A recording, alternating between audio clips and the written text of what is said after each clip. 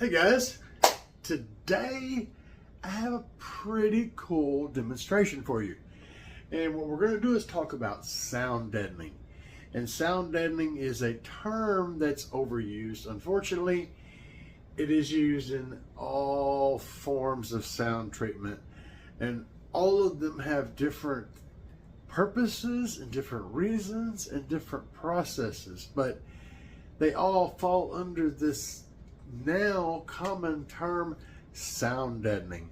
So what exactly is sound deadening? Well, it depends on what you're referring to. For example, you could be talking about stopping sound from reflecting off of hard surfaces. Okay, that's one form of sound deadening. You would normally see someone using foam pieces that are angled and stuff like that. And what that does is it creates different reflections. So instead of the sound going away and then coming back to your ear, it goes over there and hits that angle and bounces down or up. Or it goes into a V shape where the sound just gets trapped and doesn't reflect at all. Okay, that's what they use in rooms where you don't want any echoes. So an anechoic chamber or an anti-echoic chamber. Okay, now another form of sound deadening would be sound proofing, meaning you want to contain sound inside of a space, or you want to prevent sound from outside of that space from getting into the space. And if you were doing an anechoic chamber, you would also incorporate sound proofing to prevent outside sound from getting into that chamber. And if you're doing a recording studio, for example, you would probably have some anechoic chamber, anti-reflection stuff, but you would also have soundproofing to keep sound from getting into that recording chamber and interrupting your music or whatever you're recording, and also for music and sound getting out. So the live band jamming in there, rocking out, it's not going to disturb the office people that are working, 2 or 3 offices down. Those are another form of sound deadening, okay? But the sound deadening we're going to talk about today is this stuff. This is a really old piece of mass-loaded vinyl or mass-loaded material. And basically the key part of that is mass loading. All right, so when you have something like this coffee can, aka a child's drum, it rings. You see that? There's not much mass on the bottom of this can, so it rings. And even if you tap at this end, you still hear it ring down there, right? Okay, it's a drum. Whenever you have very little mass and a lot of surface area, it's really prone to vibrating. And every piece of material, everything, has an innate frequency that it will willingly and excitedly vibrate at. And in this case, the bottom of this can, it's that frequency. Of course, if you move your finger, put it on the edge, you can raise it. You hear that? It's a higher pitch. I can get it to ring though. A little higher. Hear it?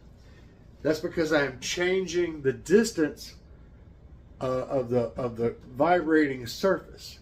So the wider that surface is, the lower that pitch is, it's going to vibrate. Again, that's not really super important, but it is kind of important. So if you've got a piece of metal in your car that's got lots of folds in it like this, that means only the flattest portion of that is going to want to vibrate. The parts of the folds are going to keep it, they're going to resist that vibration. But unfortunately, on a car is covered in flat surfaces. And it's also made out of thin metal. So the thing is literally engineered perfectly to vibrate like crazy. Now we put a big, huge vibrator in the car, i.e. a little piston moving back and forth, just asking the car to shake like crazy. And you take those two things and combine them together and you get something that just, well, let's move on to the next part of this lesson. All right. So, I'll tell you guys what I have going on here. I have a car. This is the car. And it has a giant subwoofer in it. Okay? This could also be considered an enclosure, which is technically what it is, but it's more like a car. Maybe we'll call it a car door, because you've got a plastic panel here, which is similar to the panel you would have on the inside of your car door. You've got this cardboard thing in this metal piece. And all of that is representative of what a car door actually contains. So I feel like it's not a bad analog for a car door. So let's see what happens when we play music on this car door. Give me just a second here.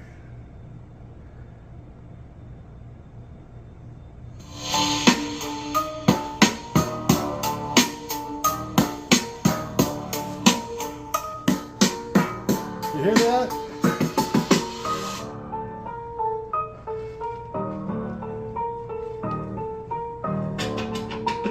Now watch this.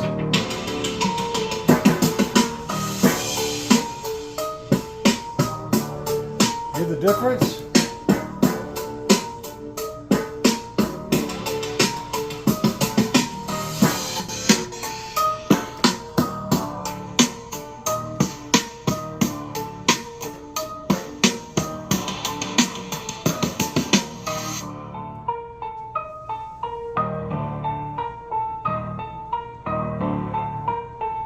Okay, so where are we getting vibrations at?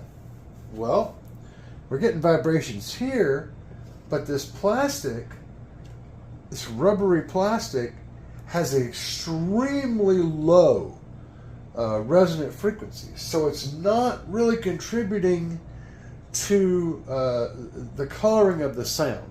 We're not playing a frequency on this driver that's low enough to get to the resonant frequency of this rubbery plastic. So it's not getting boosted. However, we're definitely playing frequencies that this will resonate at. And for one, you're hearing the impact of the air as it impacts the metal, right? The fluctuation. As we create that pressure inside here, you're hearing that impact, just basically going, okay? But you're also hearing it resonate the rest of the time as well. And I will play a little bit more and I'll show you. Listen for the impact sounds, okay, when the bass hits, but also listen for the other resonance that are happening.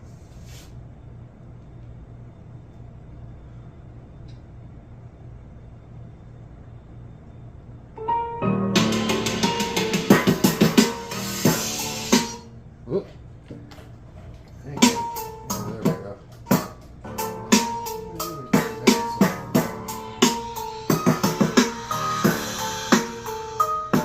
You hear that hollow sound?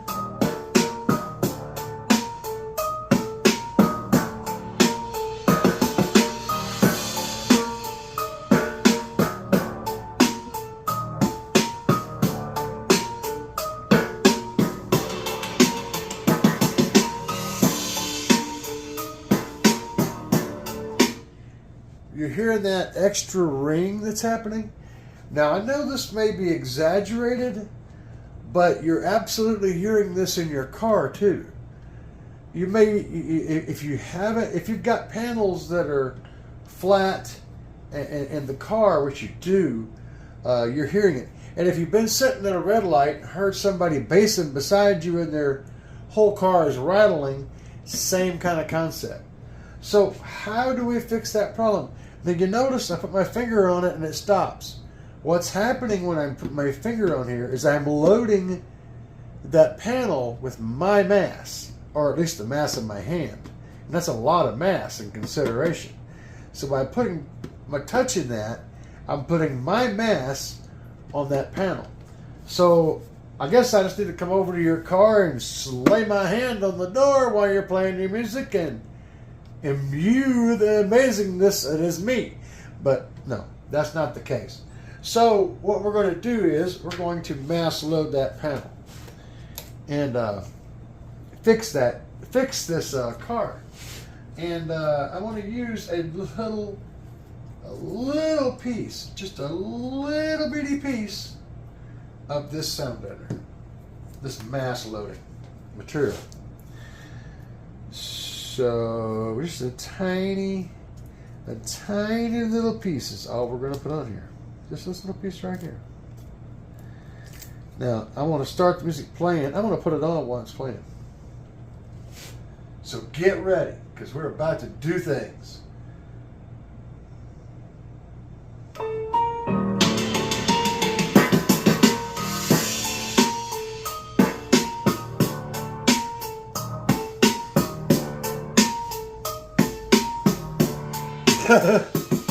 Gone.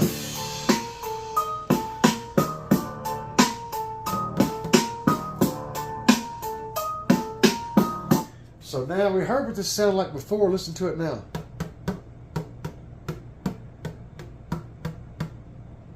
Crazy, right? Just that little piece.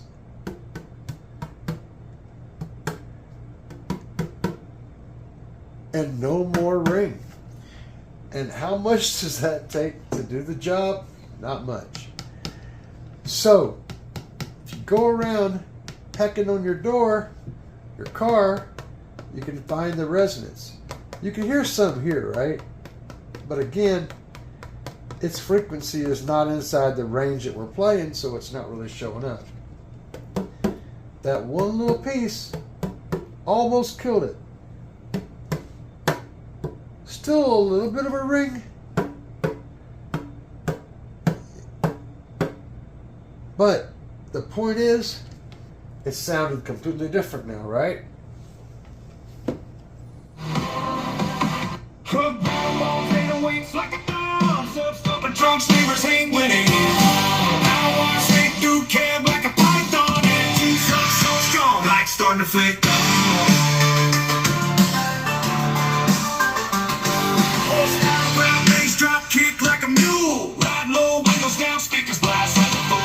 So, another thing that happens whenever you've got a panel back here vibrating, right? So when that speaker was playing before we put the sound deadener on, and the panel was vibrating, is you're using some of the energy that would normally be getting come out of here for music. You're using it to vibrate this panel. And when that panel is wanting to vibrate like that, not only are you adding extra color and sound to the music that you don't want, rattles, clangs, bangs, and all that, but you're also losing energy that would be preserved for your driver to do its work in moving that. So when you add some mass to it, it changes the whole game. So now you know a little bit more about sound treatments, aka sound deadening. Yeah. Anyway, sound treatments are huge. The more of a surface you cover with your sound deadener, the more effective it is. But even the tiniest bit of mass change on that flat panel will affect the frequency it vibrates at. And a rubbery substance not only will load mass on the surface, but it also absorbs vibration, which is why you put a piece of rubber between two things, the vibration gets stopped. Rubber because rubber or rubbery materials have such an extremely low resonant frequency that they just absorb vibrations, and it's like a black hole. A piece of rubber is like a black hole for something vibrating. You take a piece of rubber and put it on a guitar string, it's nothing. It doesn't do anything. It just can't. The rubber is like a shock absorber for a vibration. So you got mass loading, which adds mass to the surface, so it takes a much lower frequency to vibrate. And then you have a rubbery substance that absorbs the vibration and turns it into heat, gets rid of it. You take those two things and put them together, and you've got yourself some good sound deadening. And then, of course, the thickness and the mass of the whole thing, if it's put on in a layer, will help to restrict sound from going in and sound from coming out. So it acts as if a little bit of a soundproofing. And in most cases, these materials are thick enough with a full backing on them that they also add some thermal protection as well. So if you're worried about covering a whole surface, you don't necessarily need to do that for mass loading. In fact, in your car, a lot of times in more high-end cars, you'll see chunks of things put on large panels and the carpet and stuff. That's mass loading. That's exactly what that is. That's to stop vibrations. However, when you're doing sound treatment, just mass loading will kill a lot of vibrations, but it doesn't stop all the other stuff I was just saying. So covering the entire surface will help with stop resonances from occurring. It'll help prevent sound from coming in, sound from going out. So it isolates from one side or the other. It isolates the sound. And of course, it can also act as a thermal barrier to keep heat in, heat out, cold in, cold out. Good stuff. So it's not a bad idea to completely cover your surface with a quality sound deadening material. Now, what do I recommend on sound deadening materials? Well, that depends on what you're trying to do. But if you want the go-to do-all material, something like this stuff is awesome. This is really old and it's really wrinkly. But what you're looking for is a material that has a nice full back adhesive with some weight to it. It has a foam on the outside, a foam, like a squishy kind of spongy foam. The combination of those things together will give you a nice group of different characteristics to help with sound treatment, vehicle treatment, keeping sound in and out, keeping heat in and out, stop panel vibrations, and also lower the frequency that it vibrates if they get vibrated. All those things together usually come in something like luxury liner, some treatments like that. They're usually quite expensive, but they do a fine job. If you're wanting to go to one size fits all kind of thing, just go for something like that. Look for the foil, the butyl, the adhesion, then the foam layer on the outside, and it'll be not that thick, but it'll be thick. That's what you're going for, one size fits all. If you're wanting to stay budget, look for something like just a basic a butyl mass loader. So essentially it'll be like a sticky butyl with a foil on the back, and that's it, right? You slap that on there, and then you can add another treatment, which is more of a foam. It's usually like much thicker, and it doesn't have any of the foil. It's just it's like a thick, really dense foam with an adhesion, and you can add that to the top of that, and then you've created your own luxury liner style sound treatment. Anyway, I've gone on long enough. Guys, if you like what I do, hit the subscribe button, check out my affiliate links down below. They're going to be growing. And I've got a really good one to go over to customspeakerpods.com and pick yourself up some really awesome door pods, A-pillar pods for just about any vehicle on the planet. Talk to the nicest people in the world, and they will hook you up with easy to install, clean, neat, professional pods to add more drivers in your doors and A-pillars. I have a link down below. For an affiliate link will get you 10% off of whatever you buy there. So check that out. Also, head over to Carmel Car Audio's YouTube channel and subscribe. Those guys need more help, and we're always trying to help Carmel and the gang out over there. For everybody else, I appreciate your assistance, I appreciate your time, and I hope I gave you a reward for your time. Guys, peace.